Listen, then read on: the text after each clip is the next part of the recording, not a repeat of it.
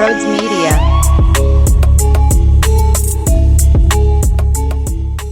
After you blow a big lead, how much do you believe went on in terms of coaching? How much of that related to the loss?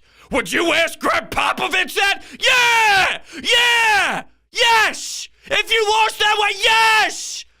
Take it like a man! I had a role.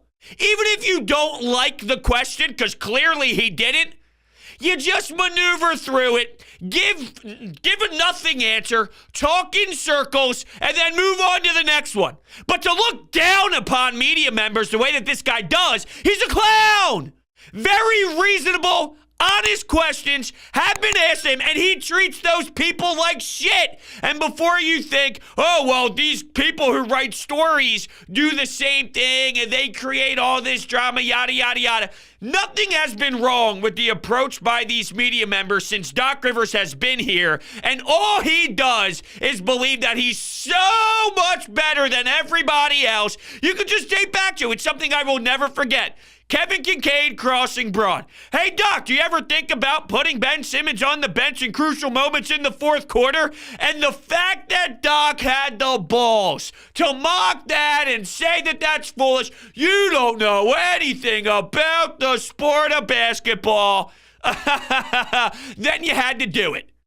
So stop, Doc. You've been through this how many times? We've been through this as a city how many times?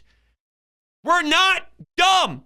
Hey, Nick, run the ball. You got to run the ball. What ends up happening? Nick Sirianni starts running the football. Things look a little bit different, huh? Hey, Doc, you ever think you got to pull Ben Simmons out of the game? Oh, look what happened. Now, look, you still have a hole in general in your team when that's the case, but it makes sense. We know what we're talking about. There was a role that you had in this game.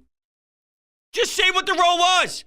I know you don't want to throw players under the bus, so he would never answer it in the direction of, my guys didn't make shots tonight, and specifically target specific individuals.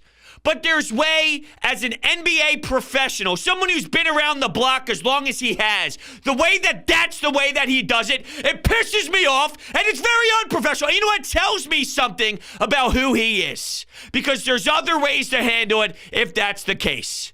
Just give someone nothing. That's the way you handle. What you're doing is showing a bit of frustration, and that tells me that you feel guilty. That tells me that you feel a certain type of way about, I deserve. He said, I deserve it. As if, come on now, that was so disrespectful. You blew a 24-point lead. That's disrespectful, Doc. This guy's a clown. A clown. He's a clown. He is a clown. Even with the strategic side, basketball, a lack of execution, I should say. Even though the lack of execution is there, take that aside. The players lost the game more than Doc lost the game today. With that said, I can clearly still be frustrated to this degree with the way the leader of the basketball team, other than Joel Embiid, because this guy is ridiculous, is targeting others out there. Don't like the tone, don't love it, and it shows me signs of a failure, honestly. It shows me signs of a guy who can't control his emotions. And guess what? If you're saying, bros, you can't either, I don't give a fuck. I'm not an NBA head coach. I don't have to. This is what I do. You're in that spot? Different ball game. This guy's a fool. Can't stand him. Can't stand him at all. When the zone gets bad and they can't beat the zone, you know why they can't beat the zone? I'm going to be objective here. They don't have guys who can make shots. You bring the double team to Joel Embiid. Yeah, there's not a lot of options there. Don't play Isaiah Joe. Who you playing? Don't play Furka. Who you playing? Don't play Charlie Brown. Who are you playing? You don't have many guys to play. And I see that. Both can be true. Doc Rivers continues to handle stressful situations like a child and like an unprofessional. And guys on the floor tonight did not make their shots, and that was a massive reason why the Clippers went on their run in that third quarter. And, there's some people out there going, well, you got to put Joel in. You can't sit Joel. You can't play Joel 48 minutes either.